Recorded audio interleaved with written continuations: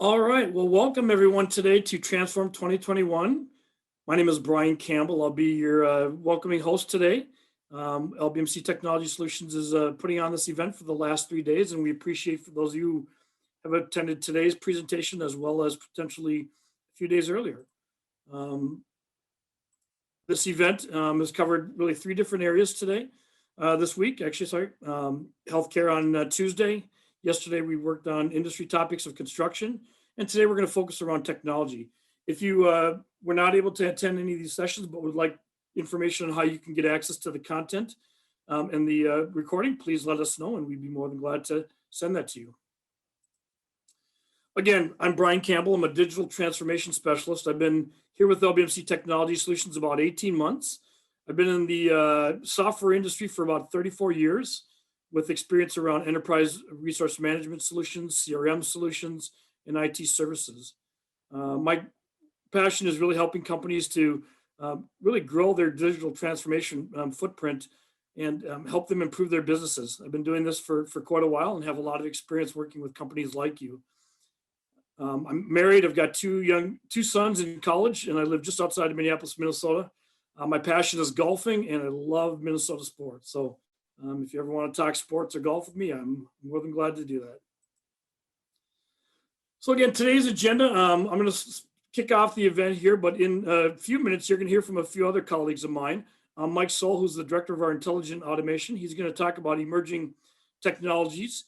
We're going to have Jason Barnes, who's our CRM practice manager. He's going to talk a little bit about things that are changing in CRM and how you can use intelligent automation with CRM to improve your businesses. And then we're going to move it over to Joe Cron. And Joe is our unified communications practice leader. He's going to talk about where you should make investments, where high growth companies are making the right investments. And then at the very end, there's going to be an exhibitor area and a video chat area for you to connect with people from LBMC Technology Solutions or our exhibitor partners. If you have any questions, you can schedule a meeting. We'll talk a little bit more about that later. So what to do today? Well, the next 2 hours are going to move quite quickly. Again, each session is going to be recorded. So take a break when you need a break. We will try to take breaks in between sessions, but if you need a break, know that you won't miss anything. Again, there'll be a Q&A following each session. So if you have questions, please put them in the chat panel, and then we'll take those questions and we'll try to answer those near the end. If we don't get to a question, we'll follow up with the answers to those questions that are still outstanding. You should have received an e-card with lunch today. If you have not, please reach out to us at the email technologiesmarketing@lbmc.com, and we'll make sure we send you out that gift card. And again, at the end of the day, if you could visit our virtual floor and meet with the exhibitors and the LBMC team members, we would love to chat with you. Again, we'd like to thank our lunch sponsor today, Sage Intact. We really appreciate the partnership that Sage has provided LBMC and our clients. And again, thank them for their sponsorship to give you lunch today. Other sponsors we'd like to recognize today as well: QuickTag, WatchGuard, and Avid Exchange. Again, representatives from each of these companies will be available at the end to chat with if you have any interest in their solutions or want to talk about digital transformation. So who is LBMC Technology Solutions? For those of you who may not be familiar with us, we've been around for 25 years. We're a part of a top 50 accounting and audit firm in the United States, LBMC, which is headquartered in Nashville, Tennessee. We've got a footprint in just about every state in the US. And I think right today it says 38 states, but I think that number is really growing. Really what we try to do is we provide the client expertise that you're looking for. Certified technical experts, software consultants, developers, network engineers, project managers, business managers. We're here to help you grow your business by implementing technology to advance the plans that you have for your business goals and opportunities.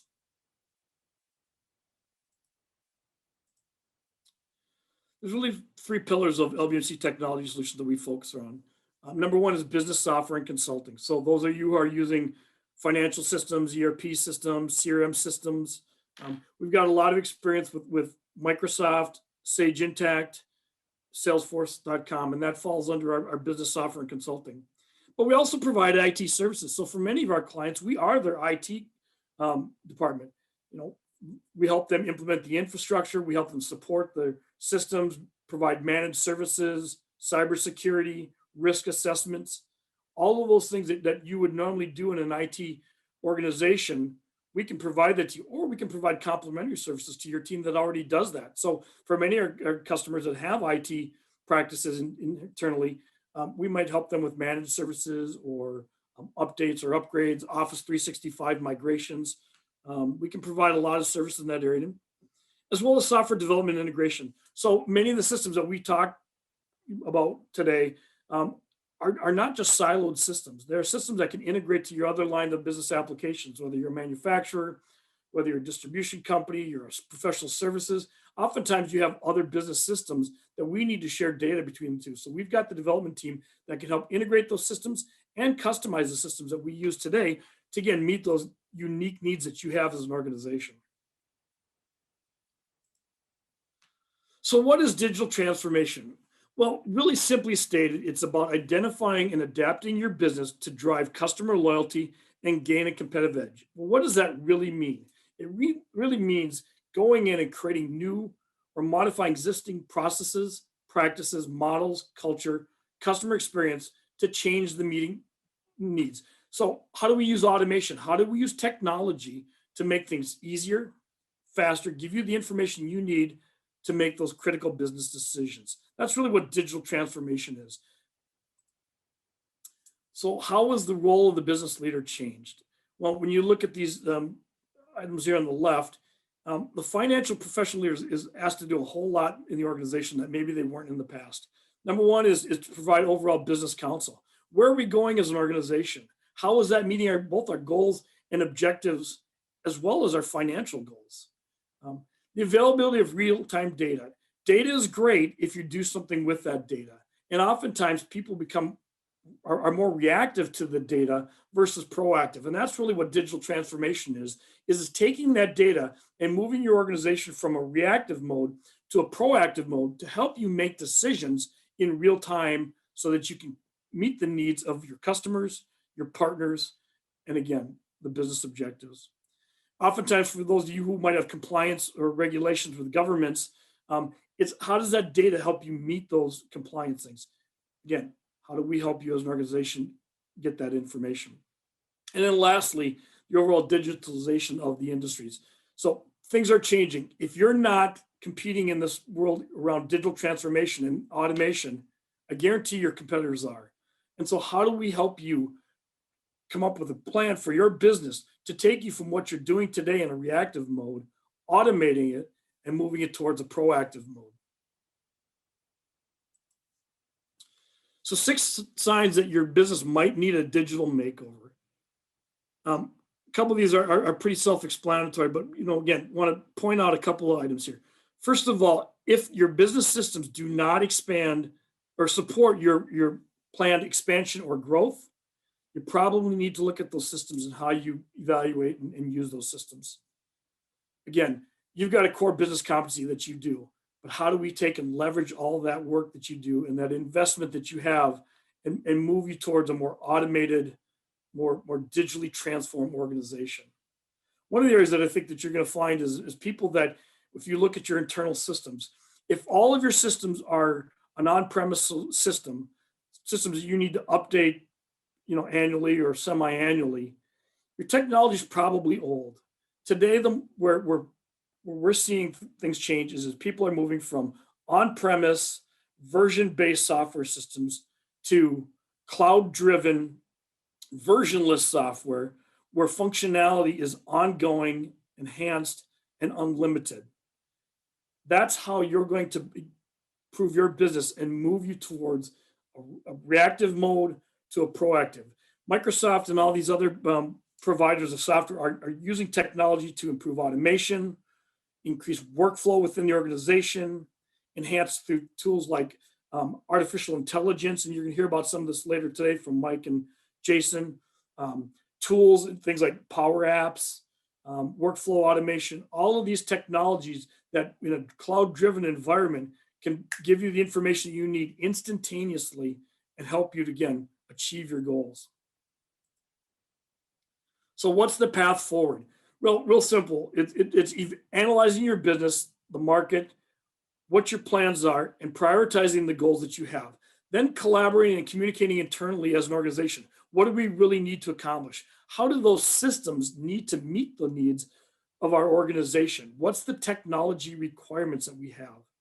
Again, think cloud solutions. If your plan is to grow your business, you should be looking to the cloud.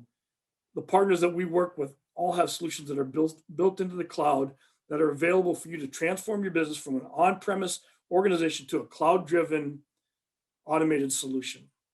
Again, talk to peers, other companies in your industry. Oftentimes they'll share with you what they're doing.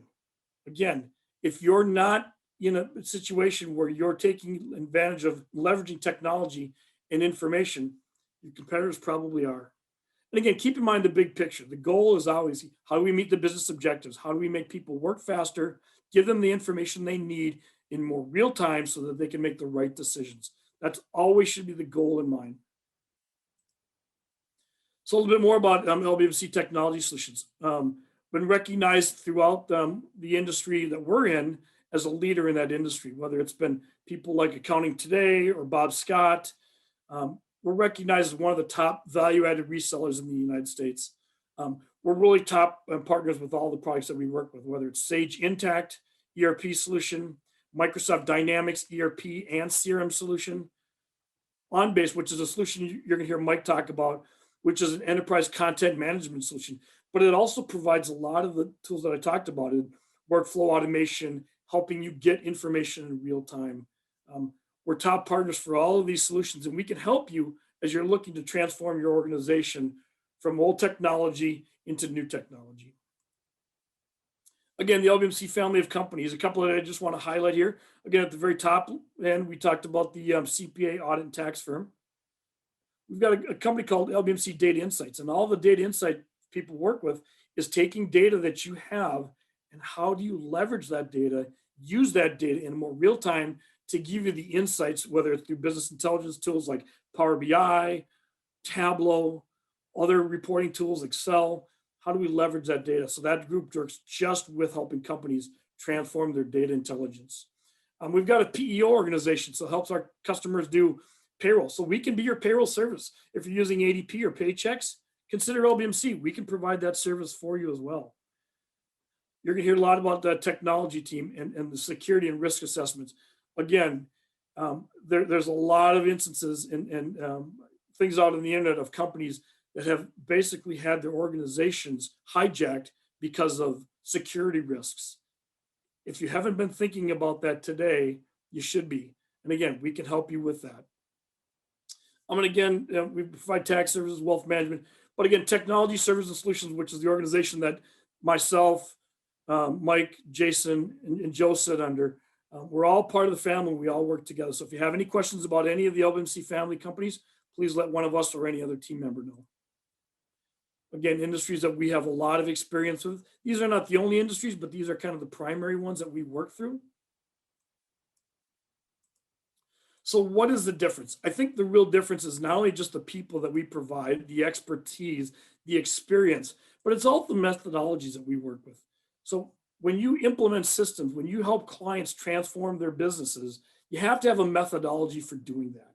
How do we get from where we are today to how do we move to where we are in the future?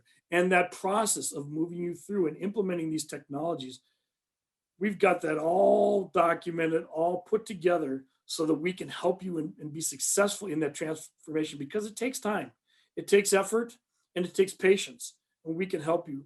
We do this with hundreds of companies a year. We can help you in that process. And if you don't know how to do that, ask us and we'll help you learn how you as an organization can go through this process yourself. Again, at the end of the day, it's really about meeting your goals. We want to finish these projects on time and under budget.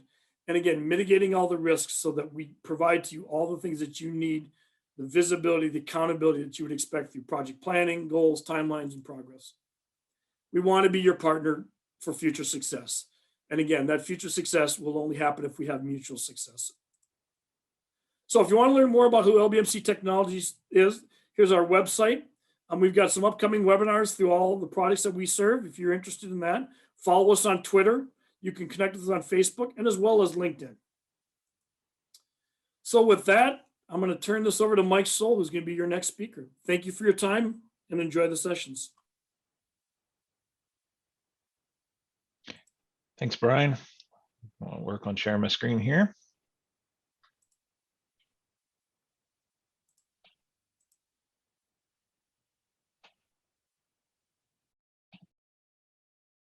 All right. Hopefully everyone can see that. And now can see me. So first off, thank you again. Thank you, Brian, for that introduction. And thank you all for attending today. Today, we're going to focus on a certain number of goals, which we will, around with the technology space, we're going to discuss emerging trends. I'm really going to be laying the foundation or the framework for where Jason and Joe will dive a little bit deeper into.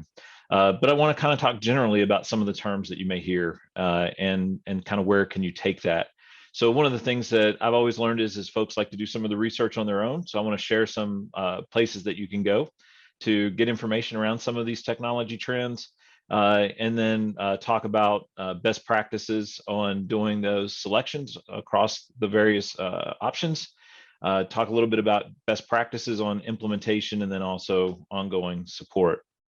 I wanted to, as I thought about this, my background, I've got 25 years of background in IT in different roles. I've everything from data center operations to director of project office to sitting in the chair as VP of IT for a large insurance carrier to then moving into a role as VP of sales for a tech startup company that would turn into an Inc. 500 growth company. And if I were to summarize that all experience, it would be I've sold it, I've bought it, I've implemented it, and I've had to live with it. So hopefully I can share some of that insight with you today. As I reflect on my time specifically with that tech startup company, and I think about the technology industry, and I was putting my thoughts together for this, it's a wide range that fits into that conversation, wide range of companies. There's supporting companies to the kind of core technologies. It's startup companies with 1 or 2 people. I was employee 3 at that organization, all the way to, we partner with several companies that have thousands of employees, tens of thousands of customers. And as through that growth continuum, there's different challenges that come across, but there are some core challenges that I think are important as we kind of think about our conversation today. So I put just a couple notes of those down. Kind of on the exciting time, I think technology is one of the most exciting industries. It's very not only technology focused, but very quick to adopt new technologies. So there's a lot of innovative ideas that go around. It's very exciting. There's a lot of rapid growth that takes place, and everything you see on TV with Shark Tank or whatnot. Getting to tell people about the value proposition that you bring to your customers. There's a lot of the technology market in general has opened up the doors to significant more opportunity than probably historically, where cost may have been a barrier.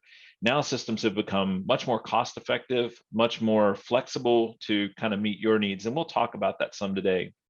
I think when we think about the workforce, I got this in both an opportunity and a challenge. I think new staff, as you're kind of trying to grow your company, are naturally attracted to that type of entrepreneurial spirit and excitement and things along those lines. But it's true for everyone right now that technology and hiring individuals is a significant challenge, and finding quality people at reasonable price ranges. There's a lot going on in the market on that front, and recruitment and things that you do are all important to bringing that in. Sometimes it's salary, sometimes it's culture. There's a lot of factors on attracting this good talent. I think one of the things that sometimes gets overlooked is what systems are we using? And I think, everything from our financial systems to our CRM, the systems that people engage with every day sometimes can be a factor in where they want to either come to work, or especially in retaining employees, having systems that are not cumbersome and difficult to deal with, is a real factor on that. Um, Funding, acquisitions, that's always exciting. It enables growth. It enables an opportunity to tell others about your story, but it also brings with it, on the other side of the equation, some challenges along that. And that is, how do I convey this information? I know what I want to do, but how's my business operating? How does that look attractive to others that may want to support my growth? And then, if I look over on the challenges side, we hit some of that. You have to stay agile because your competition is agile. How do I, as I grow, how do I progress through things like spreadsheets or QuickBooks into systems that are a little more robust and can handle my, ever growing business? We will today talk a lot about security, and there's some interesting information that I want to share with you on that front. So if I kind of shift from that business lens over into the technology lens, these are terms that sometimes are, talked about separately, but they really tie together. When we talk about big data, data is being collected today in any number of ways, from personal devices to activities that we engage with. Everything is being collected and stored in the cloud. The advantage to that, and we're going to talk about some of that today, is it gives you an opportunity to really take advantage of some of the AI, the predictive analytics, the incorporating these technologies into engaging your customers, your prospects, being able to communicate with them, being able to share content with them, and sharing that content with the right individuals. These technologies all really tie together. But as you think about that, and as you think about capturing data from these disparate systems, integration becomes so important. Today we're not, quite intentionally, we're not doing a deep dive in my session, and doing a deep dive into any one solution. We represent a number of solutions, and I'll talk about that later. I do have to put some visual to these concepts, have some screenshots. So I want to say before we go in that all the systems and all the capabilities and all the visualizations on where these technologies can fit in, LBMC supports each and every one. So I'll say that kind of up front. But all that technology really layers on a really critical aspect of what we need to be thinking about today, which is security. Now that data is stored in the cloud and we interact with more and more data, it's paramount that we keep this as a top focus and handle that, out of respect, but out of protection for the cost to our company, as well as the reputation of our company, has to be a part of all the strategies we talk about. And there's a lot available, and we'll get into some of that later.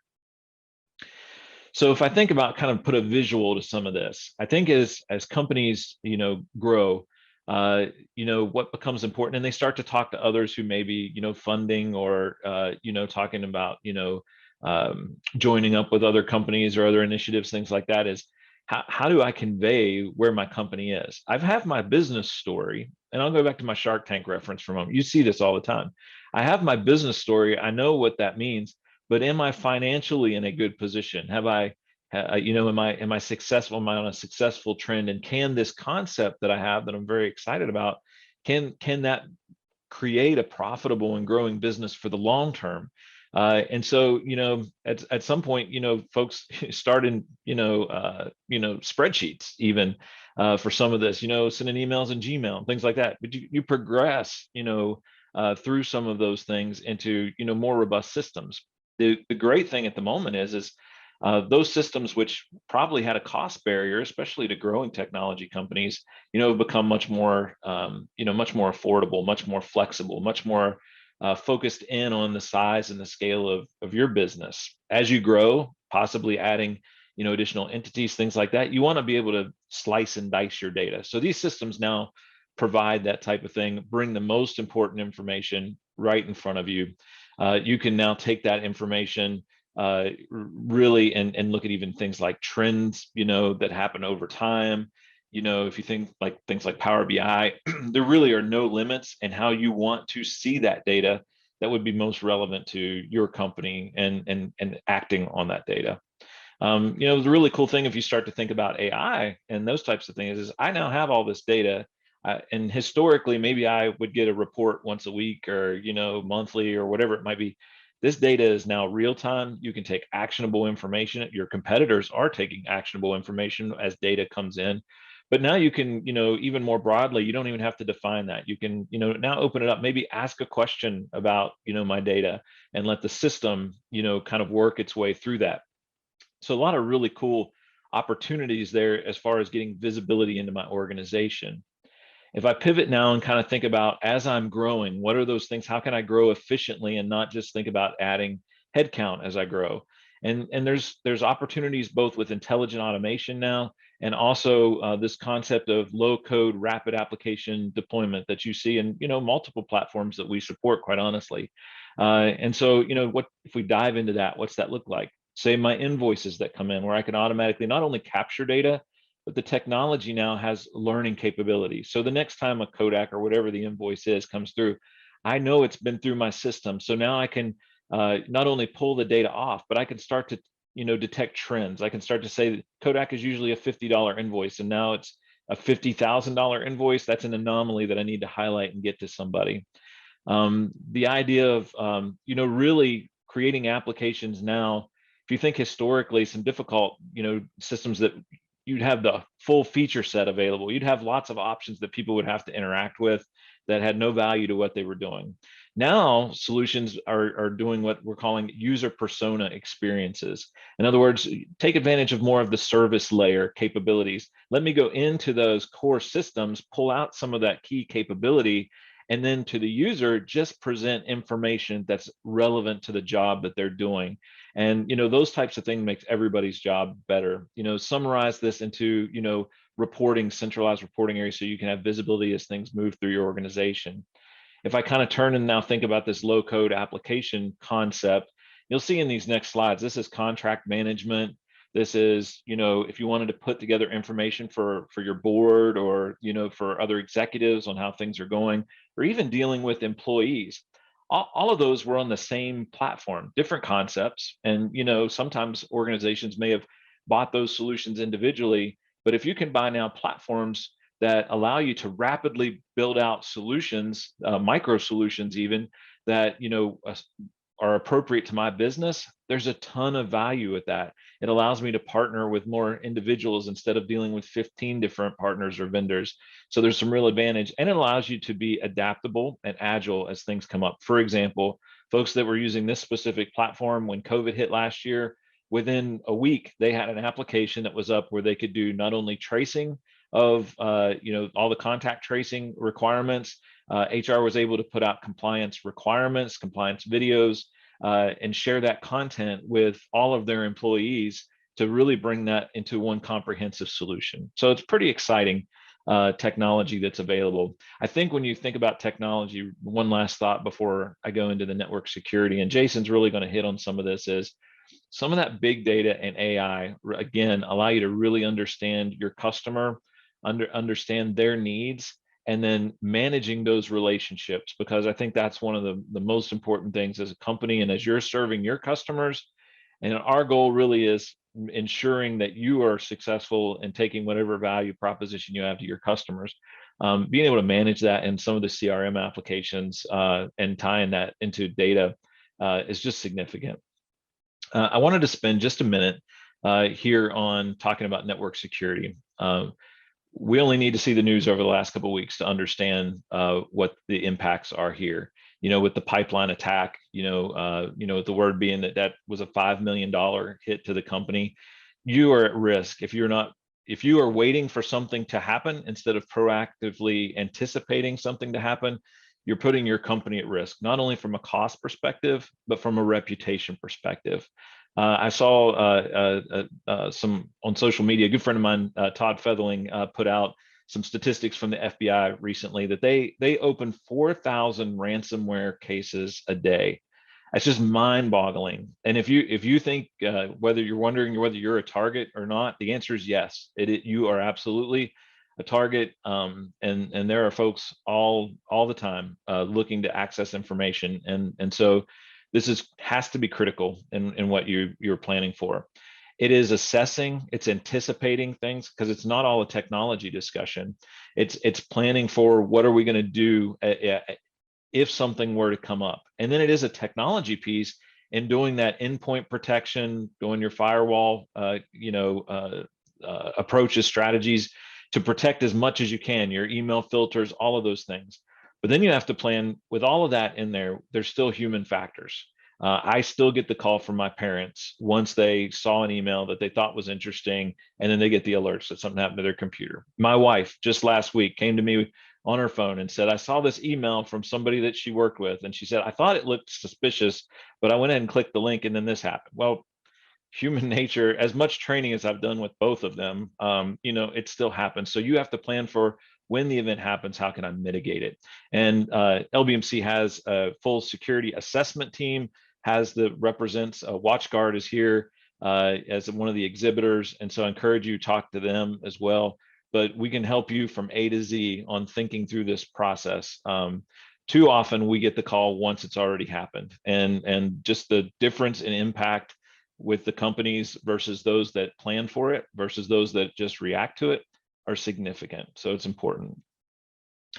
I want to talk about this. Everybody wants the easy button. And so I want to spend some time and kind of now talking about maybe the value that LBMC brings to some of this. I watch reality TV all the time. It's a few years ago, I thought, man, remodeling looks really simple. So I took a sledgehammer to my kitchen wall, and then until the, electrical wires, were hanging from the ceiling and the nails were coming up from the floor with my young child walking around, my wife said, this is not acceptable. We need help. And so, you go and you talk to the Chip and Joannas of the world, or the LBMCs. It's a perfect technology reference here, because sometimes it looks easy for us to just go out and buy something. It's cheap enough now. There's so many options.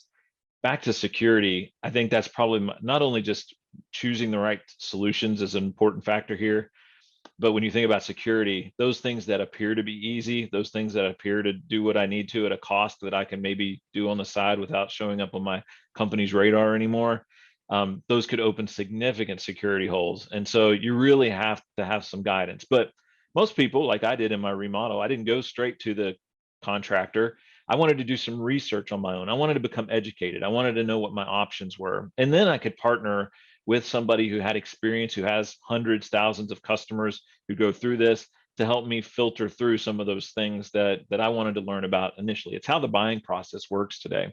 So I wanted to help and kind of give some starting points for you. I'm going to leave this up for just a second. If you want to grab your phone and scan this QR code or take note of the web link, LBMC as a whole did a business survey, over 500 companies. About 50 of those were specifically in the technology space, and I'm going to share a couple things on that. And just questions about where they were now, what they were planning for in 2021. And there are some great insights. I'm going to share a couple pieces out of this report, but if you want to go to this link or want to go to or scan the QR code, it's a free report available to you. You can kind of look in some of the more details.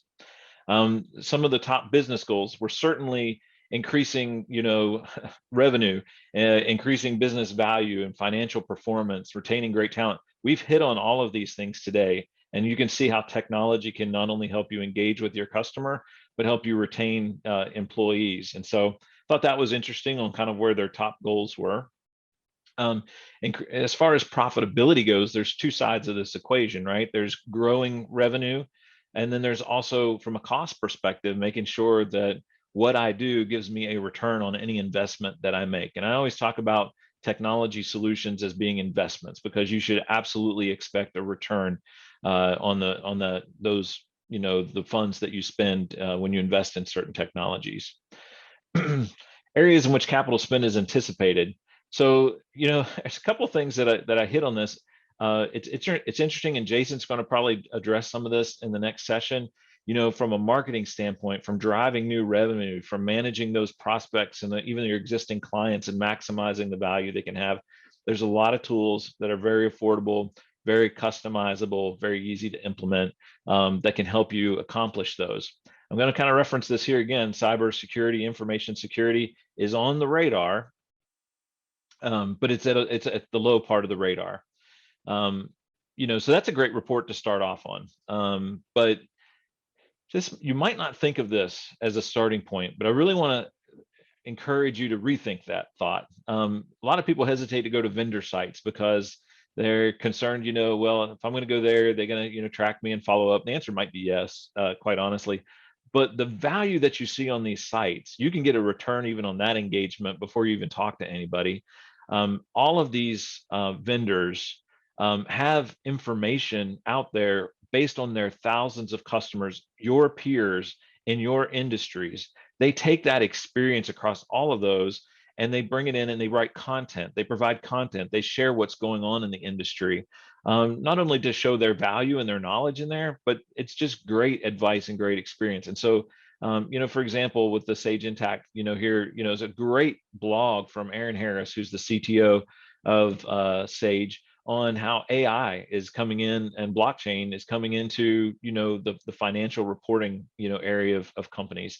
And it's fascinating stuff that's just available to you for free. So now I want to turn for just a second and talk about the Chip and Joanna factor. Whether that's with LBMC at the end of the day, or whether that's somebody else that you choose to work with, these are our core principles. We think this is very valuable, and I wanted to share that with you because this is our approach. Everybody wants a demo. We've done years of interacting with folks, and one of the first things is, can I see a demo? That's really not the most effective use of anyone's time, even your time. You want an advisor who begins by listening to your need. It needs to be and focuses on the problem, not just the sale. And one of the biggest benefits of LBMC is we represent, quite intentionally, we represent multiple solutions. Even with things like CRM or document management, intelligent automation, things like that. We want to understand what your need is as a business, and our primary focus is on ensuring that you are successful and able to provide great results to your customers. And so I think it's, you can have vendors that only, you talk to that only have one solution, that may spend every minute of that first engagement trying to navigate the conversation to fit their product. With our approach, I think we take it much differently. Even outside of technology, as Brian referenced before, we have great assets, great experience, even outside of technology, from an HR benefits perspective, from a procurement, to allow you to make, get better deals on products that you purchase, to, tax and audit advice. We just, in security, those types of things, we want to just hear where you are as a company, start the conversation there, and then try to connect the dots based on our experience. And that's what you want. You want somebody that has experience, can demonstrate that experience, and then take that experience and offer creative solutions, ones that fit what you're looking for. And the last thing I have on here, I've got it on here, and you might think this is a no-brainer, but I think it's a lost art. But it's really important to us, respecting your time, and especially as a growing business. When I was employee 3 at that technology company in Nashville, we didn't have time for any extra conversations. It needed to be right on time, exactly what we needed. And that's how we approach it. We want to fit into your schedule, your timelines, not any kind of internal goals that we might have. So I think it's an approach. I think that just naturally comes across as you engage folks. And I think it, also provides some confidence that they've been there and they've seen this and they've done this before. What's that process look like? So when you have that engagement, you find that person you're comfortable for, much like back to the contractor, the Chip and Joanna reference, there's a process to go through. What we do is we generally start with a needs assessment. We absolutely will quite often present multiple solutions. And then we have a conversation around, where is your business not only now, but later? Unfortunately, in our country, everything is a microwave type of mindset. Everything needs to be now, it needs to be immediate. And there may be some things that are, right out of the gate that you need from a technology perspective, but you're very short-sighted if you only think of that in that moment.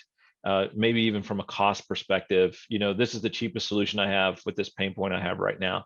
How does that affect where you want to be 5 years or 10 years from now? How does that, affect other solutions, integrations as you grow and need to add systems to your environment?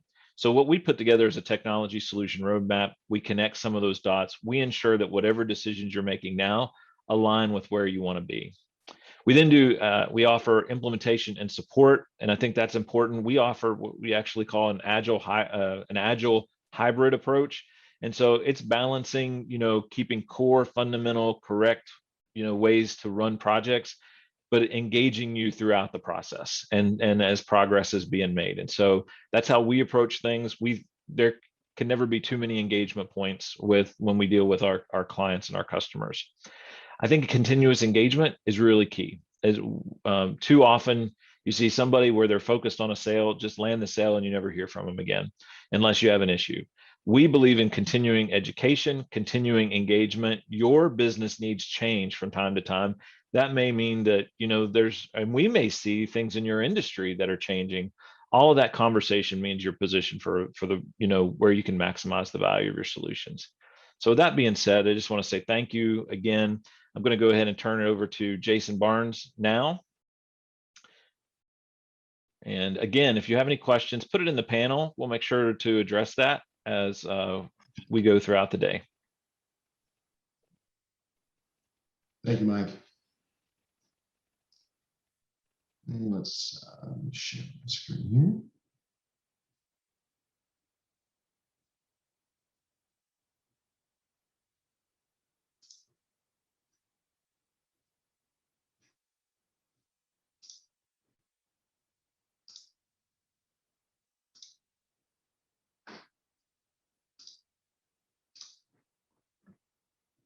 All right, thank you, everybody. I appreciate everyone taking the time to join us today. Got a topic that I think everyone would be really interested in. It's something that's sort of near and dear to what I do at LBMC. My name is Jason Barnes. I am the CRM practice manager. And today we're going to talk about how we engage our prospects and customers and do so using what we call intelligent automation. And I'm going to spend some time talking to you about the economic and customer changes that we see that are going on in our businesses today, and how we can take that information that we already probably have, and using new tools, be able to turn that and transition that into a better method and level of engagement with our customers and potential new customers. So a little bit about myself. I've been working in the CRM space for about 15 years now, about 17 total. Of course, working with the Microsoft Dynamics 365 solution, among others. And today I lead several consultants on my team as we work with clients to both implement and support them on their CRM solutions. If I do find some spare time, I always enjoy going out and to the ball games and watching the kids play ball. And of course, any time on the water is great with me, and I am a big fisherman, so I do prefer time with the rod and reel. So let's talk about how we can engage today's customer. And most of you are, thinking, well, sometimes I feel like, I may have lost sight over, my customer. They don't tend to stay engaged as repeat customers like they used to. They're not continuing to buy my products or use my services. You're thinking to yourself that, for what worked for so many years or even decades, it doesn't seem to be as effective when I'm trying to find and retain new customers. So what I've heard over the last several years, the businesses and prospects that I've talked to, they're all saying the same thing, that it's becoming harder to stay engaged with their customers, and especially in more meaningful, sustainable ways. So that's really what the topic of conversation is about today. So I'd like to talk to you about some recent changes, though, in customer behavior, changes in their expectations, and how those businesses can utilize the latest tools and technologies to try and re-engage their customers and provide a more meaningful relationship. But before we talk about what we can do to re-engage our customers, I think we should first talk about what the likely cause of this change or shift in customer buying behavior might be. And that's our digital society. Might find reference to information society, but the digital society is really a term used for a society in which the creation, the distribution, and manipulation of information has become really the most significant economic and cultural activity. It's the dominant. And if you think about it, there's no doubting that we live our lives in a society that is completely obsessed with our digital world, right? all aspects of our lives are now, sort of impacted in some way by technology. If you just kind of think about it for a moment, when was the last time you put your cell phone down and didn't access a computer for, more than 48 hours? And I'm willing to bet there's not too many people that are on this session today that could say that.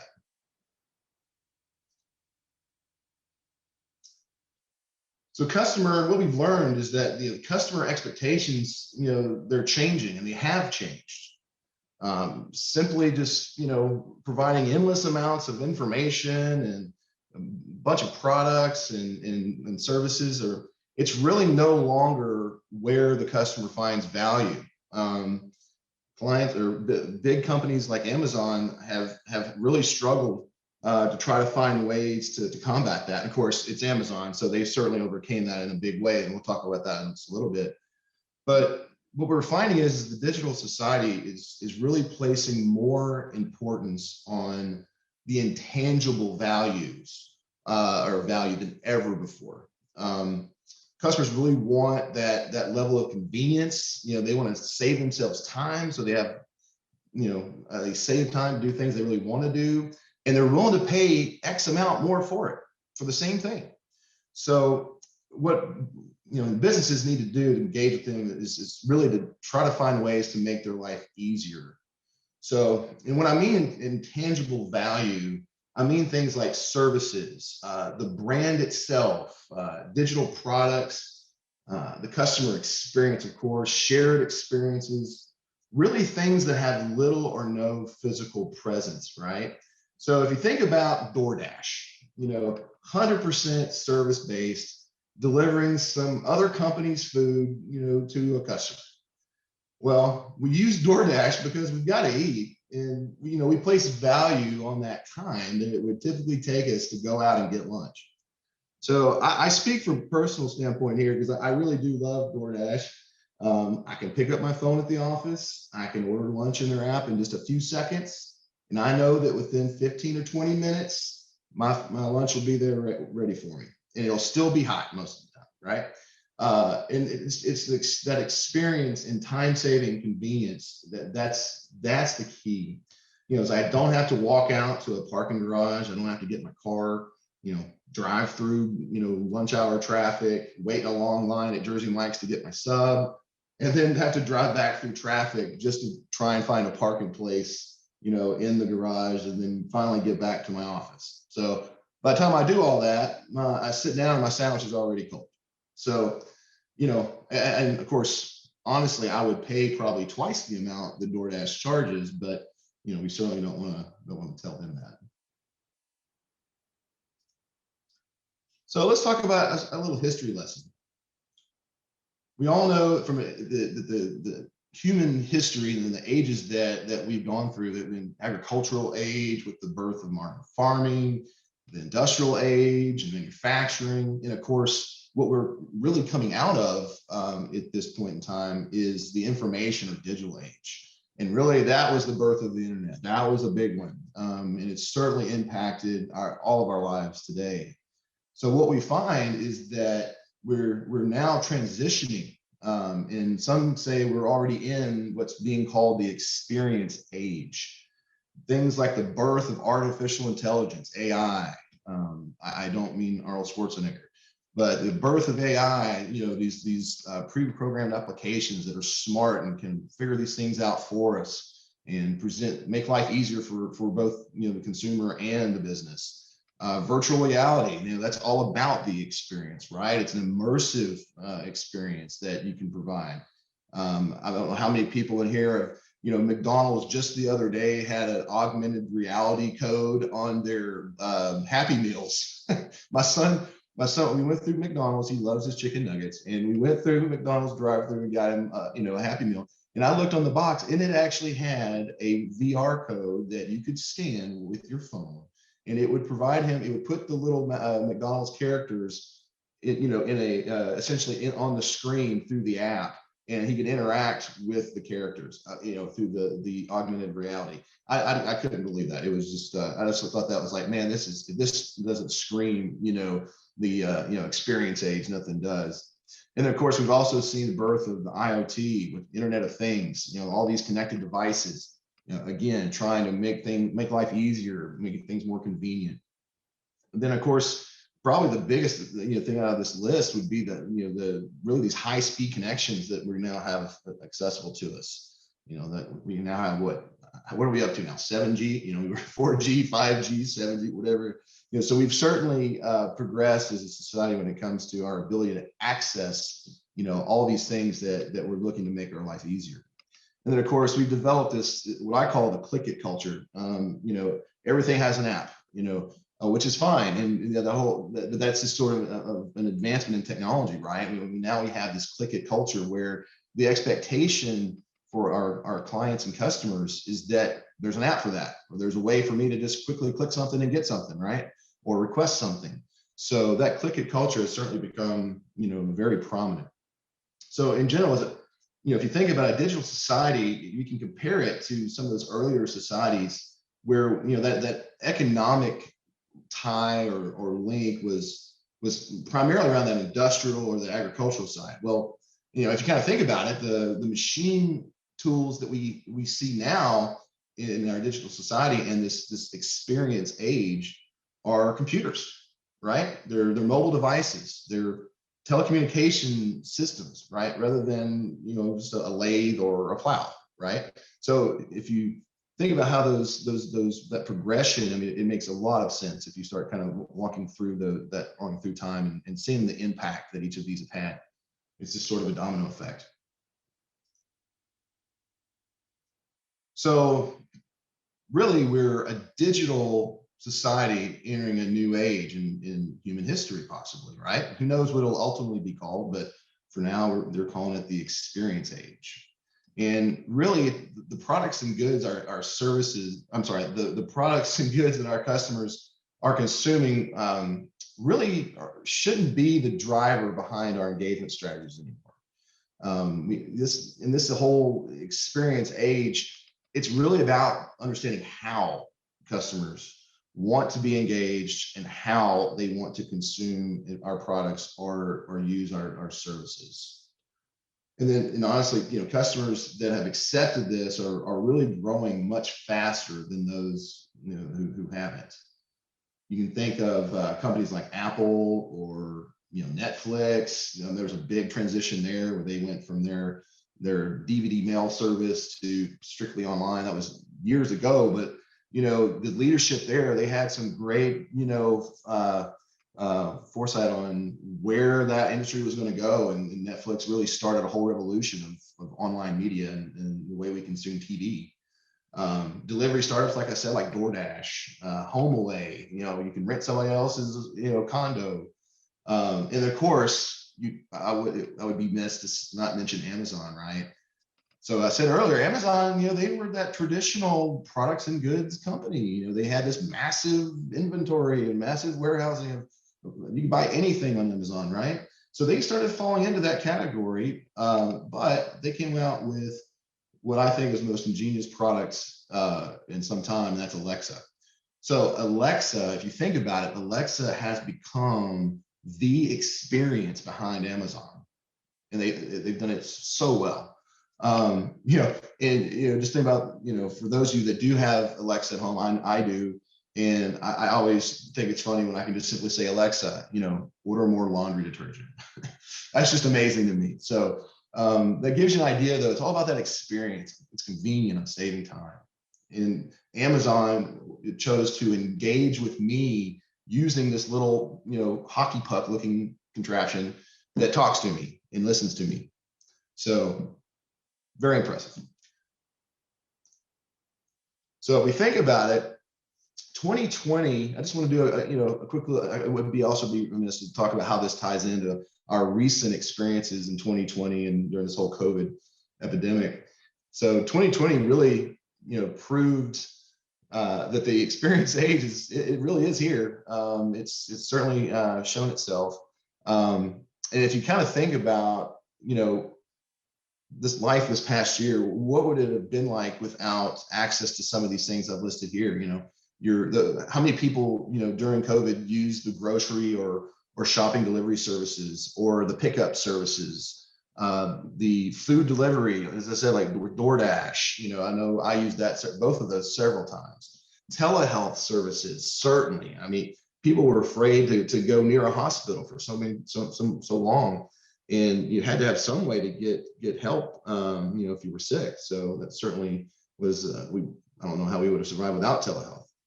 Telecommuting and web meeting services. Without those, businesses really could have been driven to a halt, right? Because we would have had no real way to just exchange ideas and meet face to face, even if we can't do so in person. And then of course, your remote IT support services. Anyone in that space, it was a very stressful year for sure. I know our guys in our engineering team we're certainly stressed out pretty far as they try to support all of our clients on their IT support needs. So if you think about these services, provided a huge amount of it's really intangible value, but it really provided convenience and even safety, like even the safety of our own health, as we all coped this last year with COVID. So our digital society, in this experience age, if you will, it's changing everything.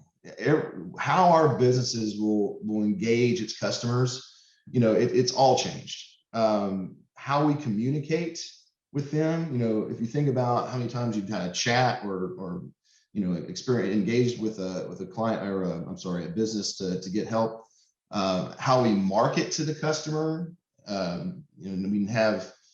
We have to present more personal and relatable information and make it a personal experience when we market to them.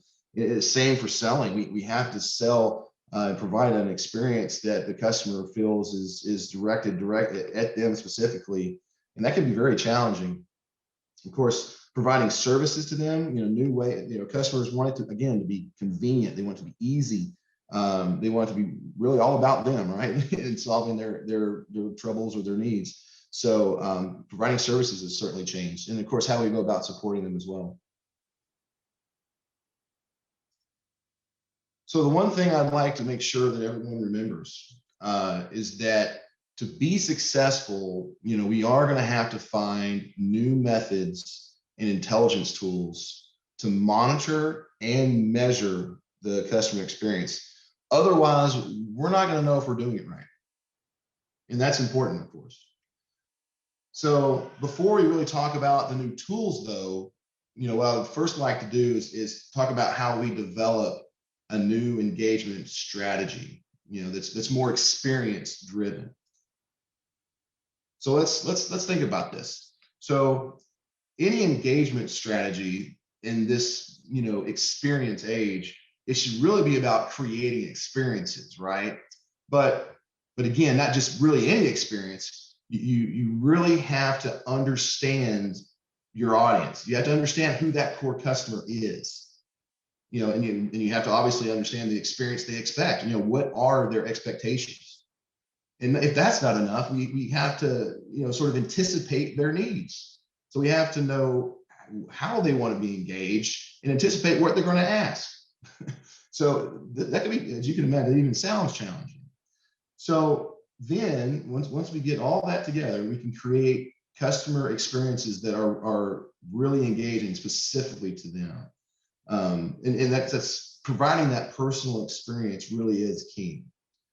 So in my opinion, a business should use every bit of data it can to make that personal connection with its customers. Great example would be Southwest, right? I am a big Southwest fan. Any chance I fly, or anytime I fly, I try to fly Southwest. And in Southwest, they know a lot about me. They know I like to travel to the beach.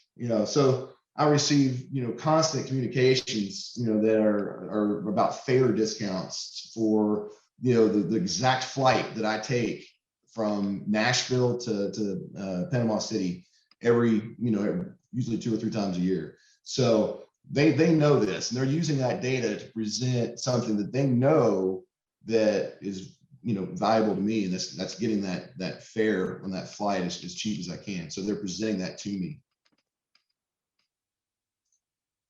But just having the strategy is not quite enough. To really make sure that your strategy is working, you have to define some measurables, some KPIs that can help the business, sort of better understand that customer. So a business should focus on key performance indicators and measurables, that are really directly tied to the customer experience. And I'll give you some examples. Businesses might ask themselves, do we have a good relationship with the customer? How do we measure that? How much time have we spent with that customer over time? When was the last time we contacted them? When's the next time we're supposed to contact them? How many emails or meetings have we exchanged, right? What's the customer's response rate? Oh, that's a big one, right? If it's all one-sided, then we know that we're not engaged with that customer. Engagement takes bi-directional exchange of information here. So it has to be some back and forth. And then, of course, how long does it take our team to respond? And that can be a very important measurable as well, because it's all about the experience. So if the customer is waiting days, sometimes even hours, minutes, to get a response or to get some sort of resolution or feedback from a customer or a business, then they're just going to go find somebody else.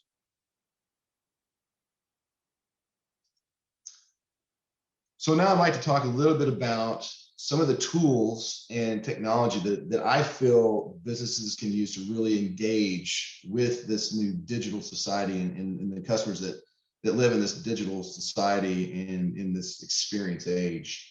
I have to say, I might be a little biased, but I really feel like Microsoft is at the forefront of these intelligent applications and tools that are really designed to support businesses as they try to learn, what these customers are looking for, right?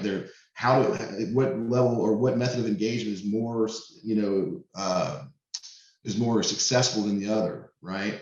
And when I say AI, artificial intelligence and what we really call the intelligence automation market, there are people in the industry that believe that market will be somewhere around like $800 billion by 2025. And the fact that Microsoft is such an early entry, into that market and that space, they've already got a significant amount of market share. They've got some great solutions, some great options here.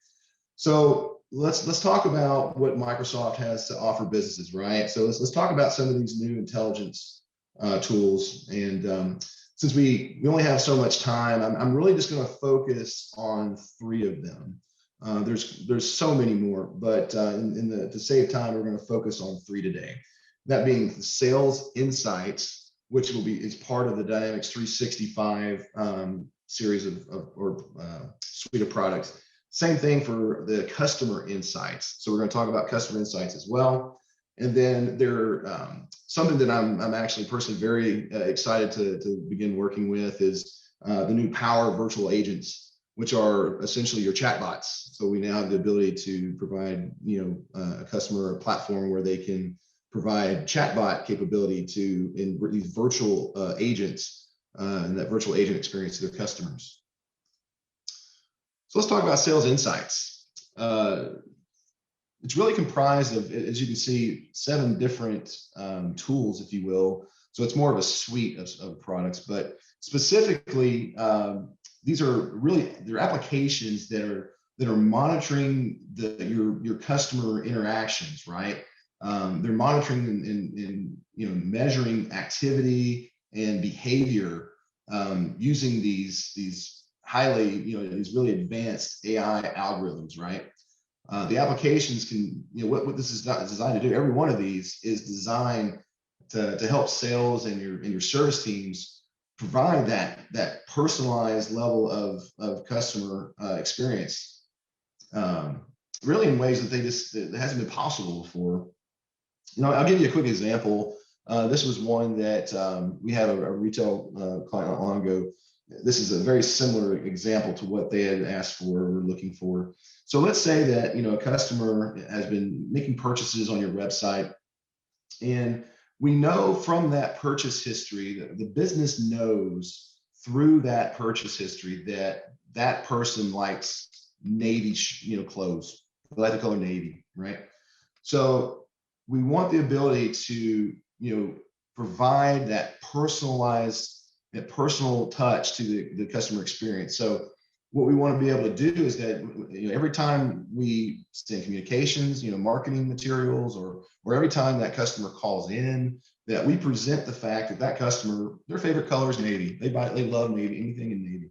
So we're able to do that through some of these tools that we're going to talk about today. We'd be able to present, some of these preferences, customer preferences to our sales and service teams, so that the next time that particular customer might call in, maybe they're calling about, there's this shirt that I was looking for online, but it says it's out of stock. I was just curious, if maybe some came in, recently or whatever.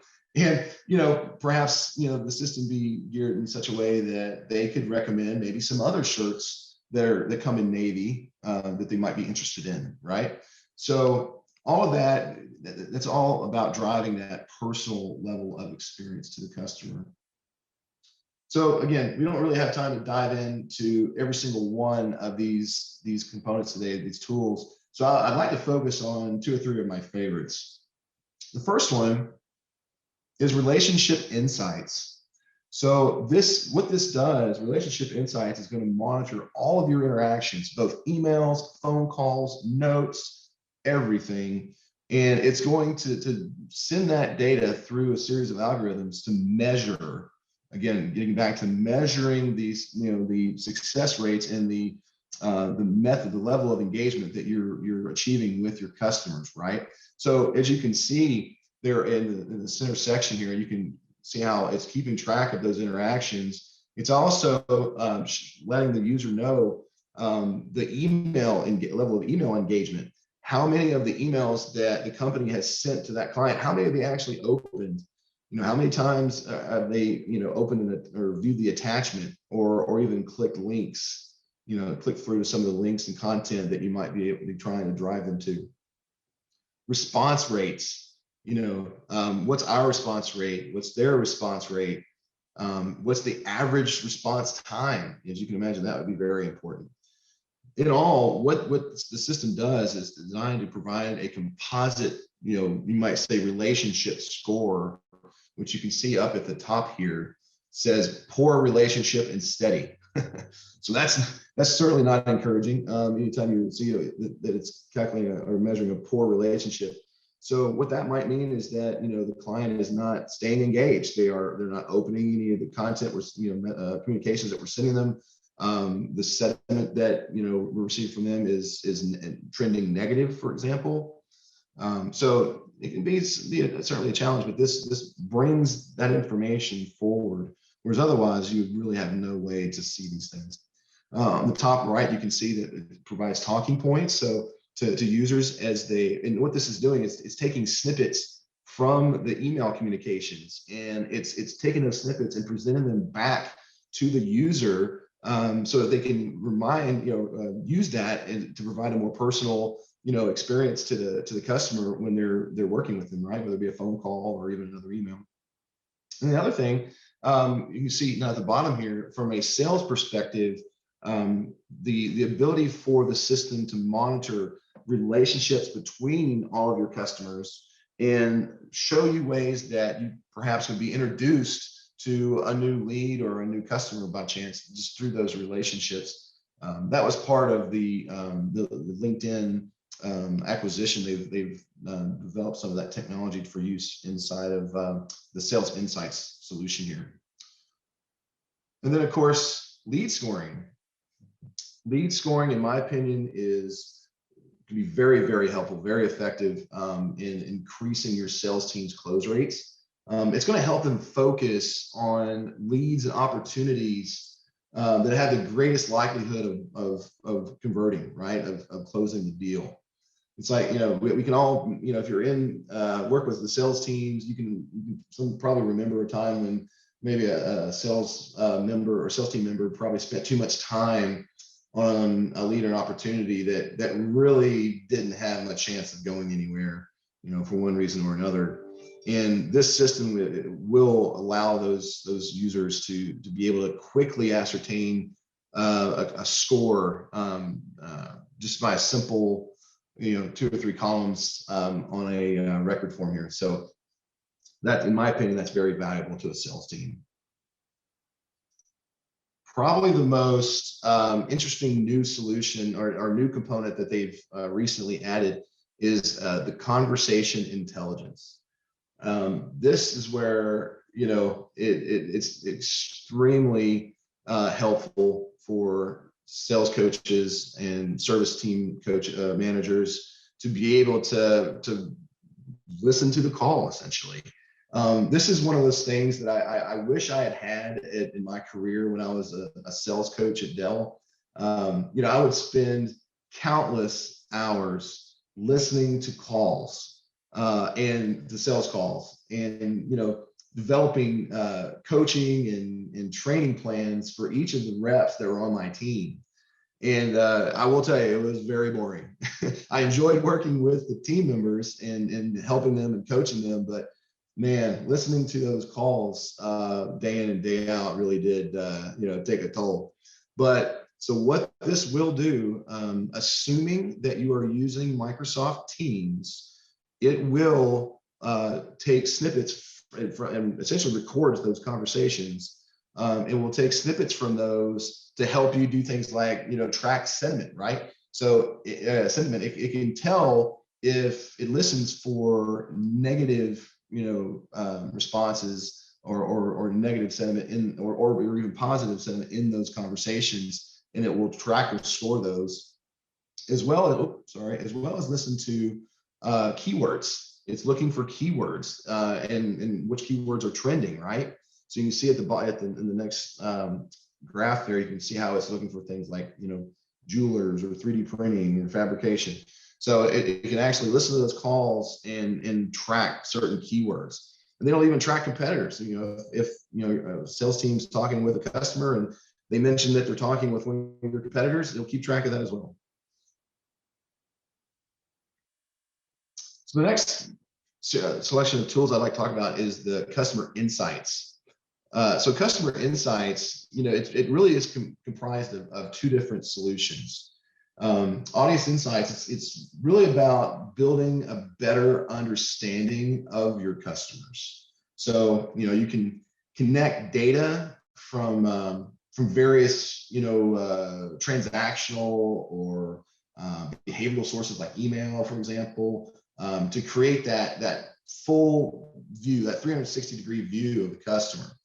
It's like we've discussed before too. It's like businesses, they really have to know who their customer is before they can develop the right experiences to attract and keep those customers. So audience insights, which is part of the customer insight suite, will do exactly that.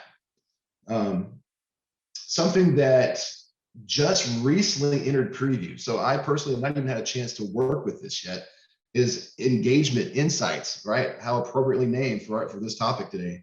And this is a new intelligence tool that's going to focus on the why. It's going to focus on the why behind the experiences that these customers see. So customer insights, as I understand it, it's going to be collecting data across all of your various platforms, your websites, landing pages, your mobile apps, any other connected sources. And what it's going to do is it's going to create a consolidated focal point or view of that customer's behavior. And you can use segments where you can group these customers together by whatever segment you choose and really understand the behavior behind what's driving the behavior behind their choices, right? Why are they choosing to do, purchase certain things or look at certain things and not others? So as you can imagine, that's extremely crucial when you're trying to create an engagement strategy and then put that into action. So I thought I would just take a few screenshots of that of customer insights. Again, this is brand new. Haven't had much of a chance to work with this myself, but as you can see, the interface I think is very clean. You can tell right away that it's giving you the ability when you set this up to choose between, are you trying to really understand who your customer is or what is driving their behavior, right? So you can use one or both of these solutions in the customer insights platform. I just think it's really neat how they're able to take that information and aggregate that down and present it to in a really clean, easy to use interface. Track their spending, for example, their interests. So very cool. I look forward to working further with clients on that platform for sure. Next, I would like to talk about the new Power Virtual Agents. So Microsoft offers a bot development framework is really what it is. And it allows any business to and not just big or small, really businesses of any size, to develop these intelligent and interactive chatbots or virtual agents that can be used to assist customers 24/7, anytime they need it. No need for staff or anyone to augment the process. It can be completely sort of self-contained in that chatbot. And I personally, use these every chance I get. I don't like calling in and waiting in a queue just to talk to somebody that is going to transfer me to somebody else. The chatbots are getting so much more complex and so good that you really don't have to do that. So as you can imagine, these are AI driven, right? So they're really far more complex than those. If everybody remembers the old FAQ pages that you saw on a lot of business websites in the past. You got to just kind of skim through all these FAQs to find what you need. So those are gone. Those are the tool of yesterday, and chatbots really are going to take that over. You can think of it as a well-developed chatbot or bot agent can really seem almost human in its responses to customer questions if it's done right. There's sometimes if you were to research this further, there's sometimes called conversational agents, but really chatbots is where it's most commonly referred to, and they're meant to really interact with people in a typical chat type interface, right? And they can understand text. They have the ability to use language processing, and they combine that with algorithms to not only interpret and understand what the customer is texting, but they'll provide the appropriate response, which is just amazing to me. I think it's really impressive. I use them myself all the time. And just to make sure I'm clear, the Power Virtual Agents, that was an announcement that was made back in 2019. So this has been available for a bit now, but it's only officially become Power Virtual Agents just recently. So if you see content, if you do some research later, you might find reference to some other Microsoft solutions in this space, but Power Virtual Agents is the most common name.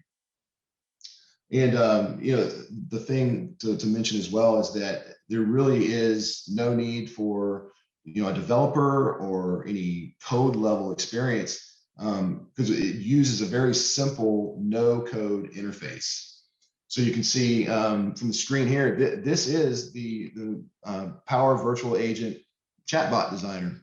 I think you can see it's pretty clean, very easy to use. Really, you would want to sort of lay out the behavior on paper first, or document the series of questions, whether it's billing oriented, whether it's service oriented, whether it's product or knowledge oriented. You would lay all that out, and then start determining, and anticipating, as I said earlier, anticipating the questions that the customers are going to ask, and then create your conditions and your responses based on how they would interact, or how they would respond to those chatbot questions.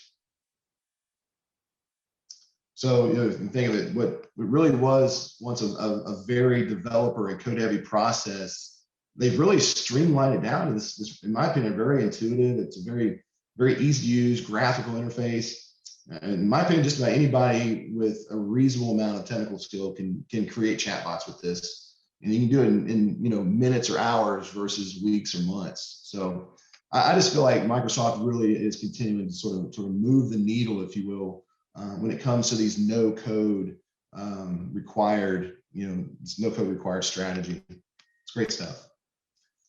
So final thoughts. If I were to leave you with anything today, I hope that this presentation has shed some light on why you should be examining your customer engagement strategy, making sure that it's going to align with our digital society and this whole new experience age that we're entering.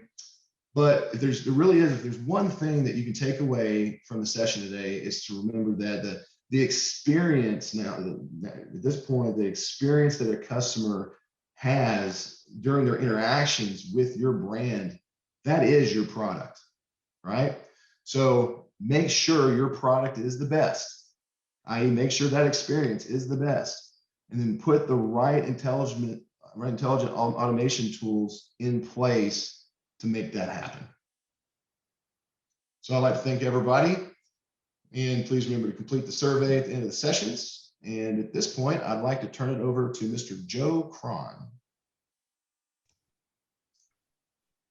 Well, hey, everybody. Jason, thanks so much. I appreciate it. Great presentation. Give me just a second here, and let me share my screen out, and we'll go ahead and get going.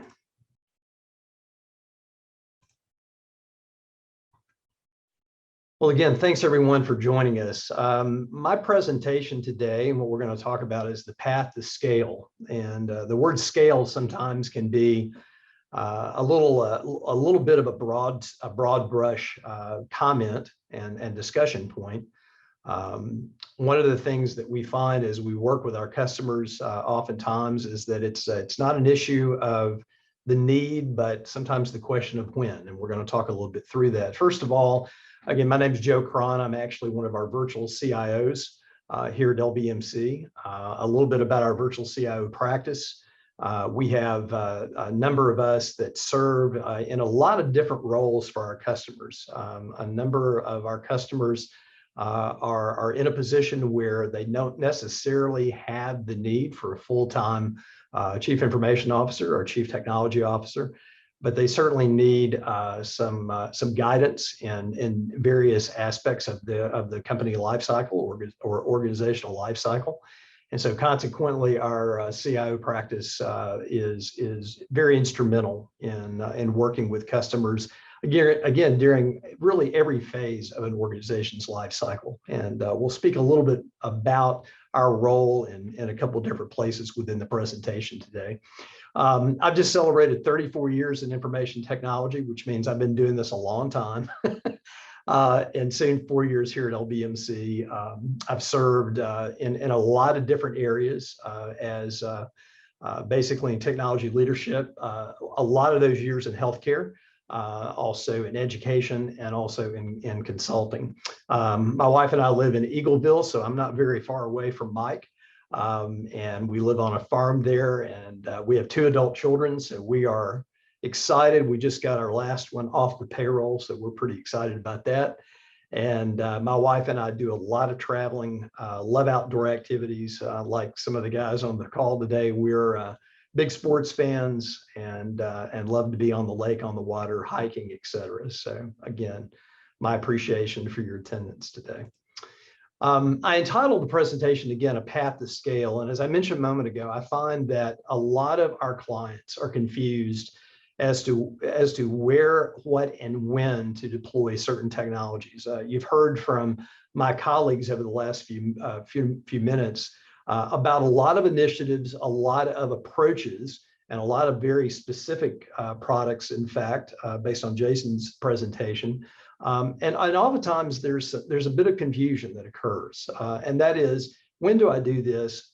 What are those exact products that I need to be considering? And in many situations, it really is driven by virtue of where you are in the life cycle of the business. The areas of discussion we're going to go through today is, first and foremost, whether you know it or not, you're a technology company. Scaling to provide a vehicle to support propel growth, staying focused on your objectives and the tools necessary to achieve your goals, creating building blocks that will sustain your growth and promote flexibility, and finally, ensuring stability, security, and longevity. When you see this icon on the screen, sometimes that ends up creating thoughts of, hey, I've got an idea. The concept here in that icon actually was one to talk about change. One of the recurring themes that we've all heard today, and this is certainly a recurring theme that I don't think we're going to basically be putting to bed anytime soon, is the pace of change that we've been going through over the last, in particular, 12 months.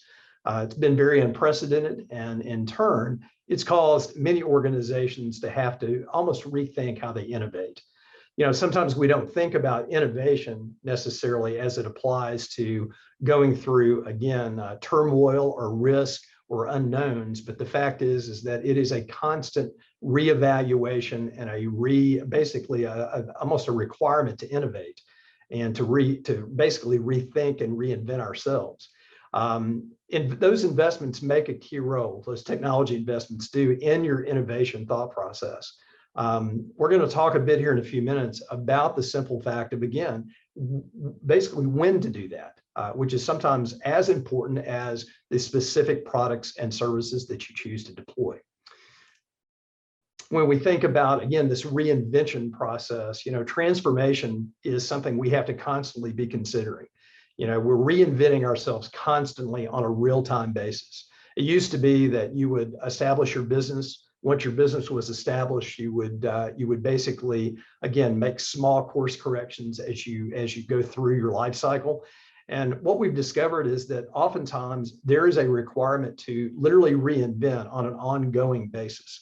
One of the aspects of our VCIO practice is meeting with our customers on a regular basis and trying to understand, again, what is changing in that particular organization's future. If there has been a downturn in business, what do I need to do to, again, address that downturn? If there is new opportunities being afforded to me, what do I do and how do I go about, again, basically reacting to those opportunities? I always ask this question of our clients, do you operate your business the same way today as you did when you started your company? Now, it could be that those of you that are joining us today, that several of you are a startup company. And even if you are a startup, the fact is there are opportunities that are being afforded to you right now to ensure that you have foundationally the correct again, products and services in place where you are as nimble and can be as nimble and as flexible as possible. Having gone through, in my own experience, working with organizations that were startups that went through different toll gates of growth, the fact is that, you do tend to operate differently when you're a $5 million company, when you're a $10 million, $25 million company, and so on. One of the most difficult experiences I ever went through was being involved in an organization from that $75 million to $200 million jump. The fact is we couldn't think the same way. We had to make those changes. We had to make those particular decisions to ensure that we were, again, as flexible as possible when new opportunities, new business presented itself. I love this logo and this graphic because the fact is that this is kind of how I feel like we've all been over the last 12 months. Maybe you felt like this for a lot longer than the last 12 months. The fact is every organization would love to, avoid decreased revenue. We would love to always be in a position where we're growing and, we're never in a scenario, a down cycle. But the reality is not that whatsoever. In most organizations, there's going to be days where we're headed north, some days south, some days east, some days west. The fact in all of that is that as we continue to progress through our life cycle, we need to always be positioned for that next unknown. I think we all would agree the last 12 months has presented a lot of unknowns. The fact is sometimes we redefine unknowns as surprises. But for many of us, The unknowns and the surprises that have come along the way over the last 12 months really presented themselves as risk. And when those risks are presented to us, again, how do we react to that? Can we react to that? Are we in a position where we are going to be able to, again, be nimble, be flexible, and move forward with our business? Transparency, probably the most important aspect of what we've all gone through over the last 12 months. Did our clients, did our customers actually notice that there was a bump in the road? Certainly, there's a bit of empathy, from our customers because they're going through it as well. But whether we like it or we don't, the fact is our customers expect us to be in a position where, we don't miss a beat. We continue. And how do we take advantage of, again, not only what we've learned, but how do we take advantage going forward where we don't have to make those hard decisions? We're positioned accordingly, and we can basically flex as we have new, again, opportunities or potential surprises and risk presented to us. The fact is that, static or proprietary solutions create dependencies. We've all been probably a part of dealing with something that's proprietary. Nothing worse, especially if you wake up and that proprietary solution is no longer supported. My wife's an eye doctor. And so like Mike's description of supporting and working with his parents and answering his wife's questions about technology, I tend to get a lot of those same technology questions as well. And oftentimes, there's nothing worse than having to tell someone, you really don't have a choice, but really just throw it out. There's no choice whatsoever. The fact is proprietary or static solutions sometimes put us in that position. They have limited life cycles. They restrict our flexibility. Again, what we want to always focus on is trying to avoid those things. Can you recall a time when a great opportunity presented itself only to be stopped because of an unknown? Again, this is all about positioning. Maybe the issue or the opportunity turned into a risk because of the lack of proper technology planning and created an impossibility for delivering on that particular opportunity. I really struggled when I was putting this together because the fact is I've lived that experience. Our clients have lived that experience. There's nothing worse than someone coming to you and say, I'm ready to spend money with you. And the fact is you're excited. You want to move forward with that. And you wake up and you look around and you say, you know what? I don't think I can deliver on that new business, on that new opportunity because I'm not positioned well enough. I'm not positioned and I'm not flexible enough to react quickly enough to, again, those opportunities that are being presented. It's always, again, critical to be able to make those very minor course corrections. But reality is sometimes those course corrections are not minor. Sometimes they're completely, we stop in our tracks and we start over. And what we want to be able to do and position you to do is to be in a position where those are slight course corrections. They are not these wholesale changes that are sometimes necessary. Now, although my wife might disagree, and she probably would if she was on this webinar right now, I like having a well-stocked toolbox. I'm hearing her laugh right now because yes, I can be handy around the house doing odd jobs, but the fact is there is something that's really invigorating and exciting about having the right tool for the job. It gives you confidence. It puts you in a position where you feel like, gosh, I have what I need to basically, again, address this particular set of circumstances. Well, just like a toolbox that you might have at home with hammers and nails and drills and screwdrivers and things of that sort, you have a technology toolbox as well. And that technology toolbox starts with something that we've already heard from several of my colleagues today about, and that's your trusted advisors, your valued partners. One of the things I learned a long time ago in this business and the business of running a business is simply put, there is no way to know everything. It's impossible.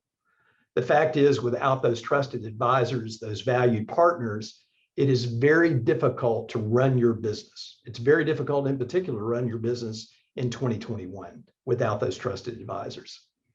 I mentioned our CIO practice a moment ago, but you've heard my colleagues talk about other pieces of our organization, each of which have very specific specialties, each of which could be really looked at as, again, a tool in that toolbox. Now, as we think about utilizing those trusted advisors, those valued partners, one of the bigger questions that tends to happen sometimes is when and where. Again, these partners, their role is to guide you not only to make the proper decisions, but also when to make those proper decisions. One of the most difficult conversations that I ever have with a client, especially in today's economy, is I don't want to throw away an investment. I want to maintain that investment for as long as I can. But the fact is, sometimes the right decision is start over. Sometimes, though, we have opportunities to not only maintain and extend the life cycle of an asset, a technology asset, but actually by utilizing, again, our experience and utilizing all of the different lines of business that we bring to the table, the ability to go and offer up a series of solutions that, again, allow you to maintain what you've already invested in. Technology, again, is no different when it comes to utilizing, again, these trusted advisors, as I mentioned a moment ago. I think sometimes we tend to focus on, well, I want to go hire a particular subject matter expert, and I want to make sure that that subject matter expert guides me in a specific area. But the fact is that whether it be in the legal profession, whether it be in tax and accounting, or whether it be in technology, again, subject matter expertise is paramount, very, very critical. So one of the things that's a recurring theme, and again, each of my colleagues have spoken to this, is that, everything today is in the cloud. I think about, again, some of the consumer level products that we're all used to using on a regular basis. I got a kick out of the fact that Jason, I think I counted, I'm just joking, Jason. I think I counted at least 3 or 4 times him talk about something that had to do with delivering food. And I can basically agree with that too. We've all gotten used to the fact that we can click on a couple of things on our phone or on our laptops, our tablets, et cetera, and we can order products. We can stream music, we can stream movies, et cetera. The fact is, it is all in the cloud. And sometimes as consumers, we get a little spoiled. And in fact, in some cases, I think we miss the mark. We realize that we have become very used to using the cloud as it applies to us as consumers, but sometimes we are a bit concerned about where does my business, how does my business basically take advantage of these same tools? Is there a risk? I feel like in 2021, and certainly over the last 3 or 4 years, more of our clients have been very comfortable in moving all of their foundation to the cloud. But the fact is that sometimes, there is a reason to do that. And there are certainly situations when the decision that you need to make is not to do that. And again, part of the guidance of the trusted advisor and valued partners is to, again, tell you when and where. The other thing that sometimes I think we miss, and we're going to talk a bit more about this in detail in just a moment, is we have this tendency to focus on cloud-based stuff as applications. And we're probably the most familiar with cloud-based applications or software as a service. Most of us on this call today probably use one of 2 products for email, word processing, spreadsheets, et cetera. Office 365 or G Suite, probably the most common. However, if you think about every aspect of what your business does every day, whether that be data, applications, et cetera, there is a platform, and a very secure platform and nimble platform that will address those specific needs. And one of the primary goals of our group is to work with you to better understand not only what those solutions look like, but most importantly, when to choose those particular solutions. One of the things that I get a kick out of is when I go to a store with my wife. I have a daughter who's 23. And so needless to say, we'll go into a store and she'll look at different clothing. And she'll make a comment about, well, that's really nice, but, I wonder if I should go over here. And she'll point toward another store of which I know the price tag is going to be about 3 or 4 times. And, I often make the comment, usually my wife makes the comment, honey, an off the rack will probably do. Again, one of the things you've heard my colleagues talk about as well is, we tend to get caught up, at least historically, we have as organizations. Well, I need this to be custom fitted to my organization. The luxury that we have today is that we have a number of off-the-shelf applications, off-the-shelf software suites that, along with complementary products, and we tend to sometimes refer to those as business-to-business products, middleware, et cetera, can support these off-the-shelf examples in such a way that we really don't need that custom integration, that custom development. Now, one of the things Brian mentioned in his presentation is we have that custom development shop. So the fact is sometimes there's a hybrid. Sometimes we're dealing with off-the-shelf applications and we're making slight tweaks to those, again, to customize those for your business. And that, again, is one of the biggest examples of, I think, confusion sometimes that we have with our customers. When do I take the off-the-shelf? When do I make the minor changes to customize that again to the organization? So I'm going to date myself. I mentioned I've been doing this 34 years. So I have to ask a question. How many of you grew up playing with Legos? Those big Legos that probably, if you're a parent, you've stepped on and probably said something you shouldn't have in your house. Well, how about Tinker Toys? I'll really date myself. I grew up, I can remember, with these little containers of Tinker Toys that my mother got very upset about. The fact is that any and all of those examples, really, those were building blocks. I used to love to build models of whatever. Sometimes, it meant something to me, probably only to me. But the fact is that that's how we looked at it. They were building blocks. Well, in your technology environment, in your business, the fact is there are the building blocks that you need to choose and to choose from. And the luxury is that we now have a very robust suite of options to choose from. These building blocks basically are all cloud service oriented products. Geo-independent technology. What does that really mean? Geo-independent meaning that geographically, I am not tied to a specific location. If I operate entirely inside of the United States, there are solutions for that. If I operate both in the US and abroad, there are solutions for that. Are there compliance concerns? Absolutely, but there are solutions for that. The fact is, capacity probably is one of the largest concerns when it comes to design. If you think about, again, legacy-based approaches, legacy-based applications, data, et cetera, there's nothing worse than waking up and I don't have the flexibility, again, to be able to take on new business. In a cloud-based environment, I need to add more data capacity. I need to add more application capacity. Usually it's a couple of clicks of the mouse, a little bit of work in the background, and in sometimes minutes rather than hours or days, I now have more capacity. That's the power, that's the flexibility, again, of using cloud-based application platforms. So as we think about each of these different building blocks, one that you're probably familiar with is infrastructure as a service.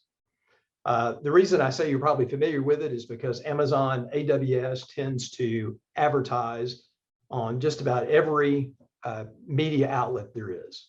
And so consequently, we find frequently that, again, our clients are familiar with these particular products. The fact is, we used to install local servers in a particular company or organization's office space. That actually moved to hosting those particular servers in a data center, some form of hosting center. And now we've moved that entirely into a completely geo-independent cloud. So there's no need whatsoever to pay a hosting provider. The fact is, all of that's sitting in a position where we can take advantage of it regardless of where we are. platform as a service. We've talked about middleware. We've talked about, again, custom development and integration. And oftentimes that is really referred to as platform as a service. Again, another cloud-based application capability. Software as a service, we kind of already talked through that. Examples, Microsoft 365, G Suite, Salesforce, Sage Intacct. Many of you, most of you probably, are utilizing one of these products today. The fact is that more and more in the software space, almost every vertical, every back office aspect of our business can be run, again, as a software as a software as a service component. Puts us in a really great position. This is probably the one we get the most questions about. Security as a service. Now, each of my colleagues have talked a bit about cybersecurity, security as a whole, and certainly probably the latest example of security as a concern, and that being the Colonial Pipeline event. It used to be, again, that we would have our clients come to us and say, well, I understand that I have data in the cloud, so I need to know how to secure that. I have devices that I'm carrying around. I need to know how to secure that. I've got email I'm dealing with, and I need to know how to secure and encrypt that. And oh, by the way, I'm using Office 365 as an example, or I'm using G Suite, or I'm using Salesforce, et cetera. I need to make sure that that data is secured and backed up, encrypted, et cetera. Well, the fact is I have security as a service now, so I can take all of those aspects, combine them, and be in a position where, again, I can offer those up as a single solitary service component. This is another that we get a lot of questions on. It's probably one of my favorites because I spent a lot of my career deploying what is really effectively desktop as a service. Where this really shines is in heavy compliance environments, and also environments where I have a lot of workers who do the same thing, but don't necessarily need to have a local laptop or desktop or tablet at their disposal. They have the need to log into a Windows 10 desktop. They have the need to run certain pieces of software. But the fact is that if I'm concerned about compliance, I'm concerned about several things. Is data residing on that local device? And if that data gets compromised, what position am I in? Desktop as a service gives me the flexibility of deploying a virtualized version of Windows 10, deploying that on a zero, what we can refer to as a zero client that has no moving parts, no local operating system. There's nothing basically to fail on that device other than obviously, lightning, electrical, whatever it may be. But isn't it nice when someone says, I need to deploy, in fact, we're doing this right now for a customer. I need to deploy a new billing system. Well, what's that going to entail? Well, it's going to be a couple of changes inside of just a simple web browser. Okay.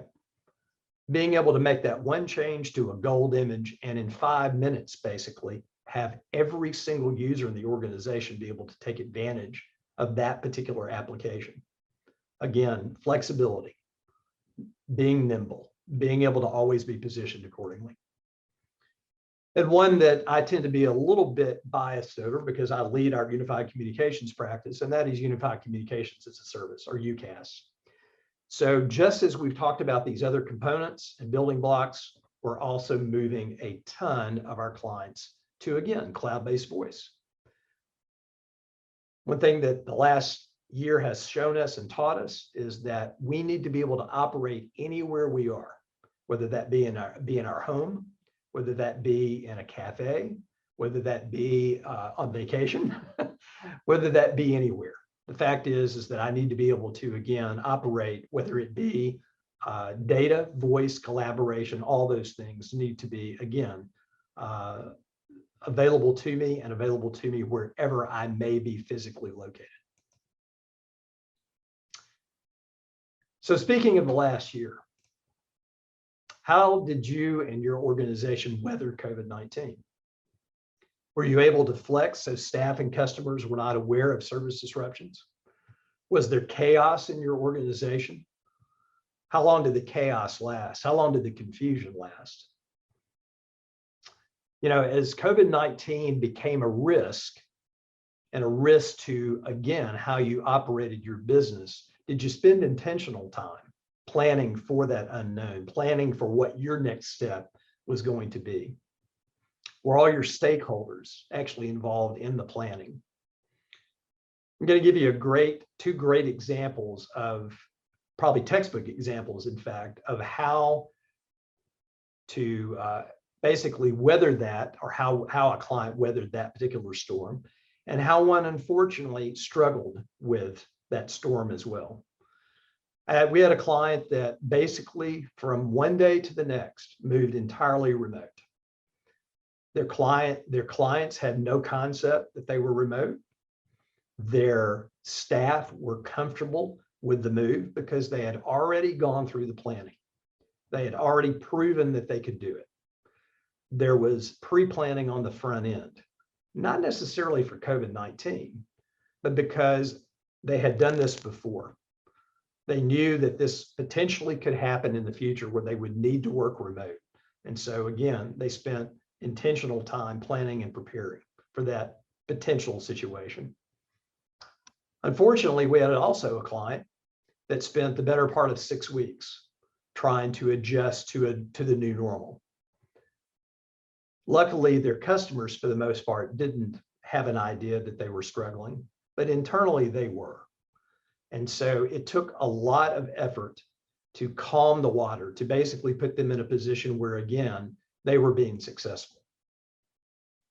We've talked again about the Colonial Pipeline situation. And the fact is, whether it's the Colonial Pipeline event or other cybersecurity events that you hear about, Mike mentioned earlier, there's the sheer numbers of cybersecurity events that are being investigated at any one given time. The fact is, you don't want to be the next news story. You don't want to wake up and find yourself in the media. What is a $5 million ransom for Colonial Pipeline could be maybe still $10, $15, $20, $100,000 for you. And yes, we have had clients that have experienced ransomware events. Again, how do you position yourself where you're not in the crosshairs?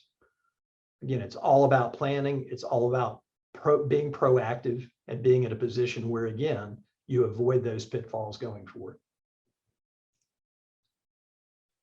This is a discussion, and I'm going to be nice about using the word discussion, that I have with my wife on a regular basis, and her business and how she operates. That fine line between productivity and risk. Now, here's the argument that you're always going to hear. Well, if I deploy these particular things you're telling me to deploy, my staff's going to not be productive. It's going to get in the way for them doing their job. Well, that may be true. And it's important to understand that one size does not fit all.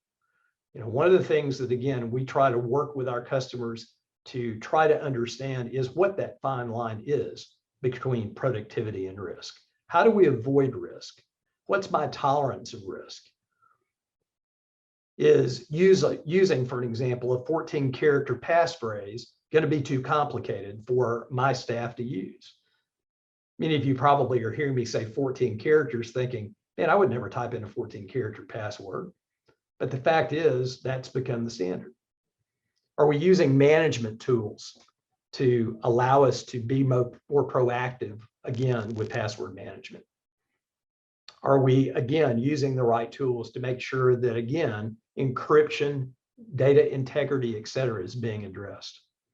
Again, being able to promote, without a doubt, that culture of security, being in a position where, as we move forward through, again, our life cycles and organization, we are intentionally being in a position where we are actually moving the whole concept forward from the top down. It's not just about, again, picking the right products. In fact, this has been said a couple of times, and I think it's probably one of the most important takeaways. One of the most difficult things, I think, for a lot of technology companies to go through, and companies like ourselves even, is that oftentimes we come to you and we have what we think is the great solution. But the fact is, as Mike mentioned earlier, it's all about listening. It's all about understanding your business, understanding your objectives, and understanding what the right series of solutions are to, again, put you in a position to succeed. Proper decisions, solutions, policies, and procedures is the difference, very simply, between sinking and sailing. Again, really appreciate everyone's time today. And I'm going to pass the baton back to Brian, I believe. Thanks so much.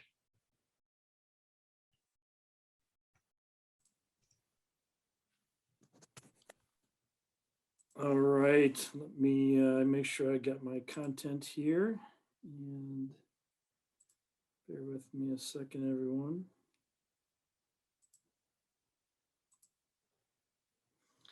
And hang on a second.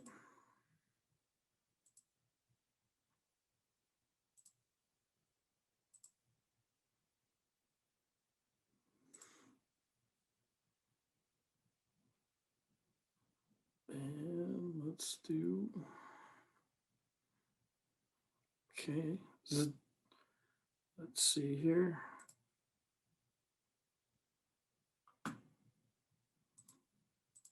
Okay, sounds good. Appreciate it, Joe. Great presentation. Really enjoyed it. Thanks, Jason and Mike as well.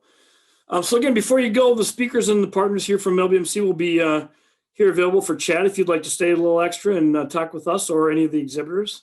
Again, you'll receive recordings to the links to the recording and the slide presentation. If you do not receive those, please reach out to us and we'll make sure you get those. And again, help us make this a better event. If we can do anything differently, we would love to hear from you. So if you could take the time and complete the survey at the end of the, you should say in your links, we would very much appreciate that. And again, if you don't know exactly where to get that information, here's the link out to the site where you came in. And if you go, you should be able to see the exhibitors. Click on the exhibitors, take the feedback, take the survey. Again, here's where the exhibitors are. So if you want to reach out to any one of the exhibitors, and then you click on schedule. So pick one of the exhibitors, click schedule, pick a person, and then you should be able to get a schedule set up. They'll send an email to that person and we'll reach out to you. So again, we really appreciate everyone's time. Again, thank you very much for joining us and staying with us. And we look forward to catching you up soon. Have a great day. Thank you, everyone.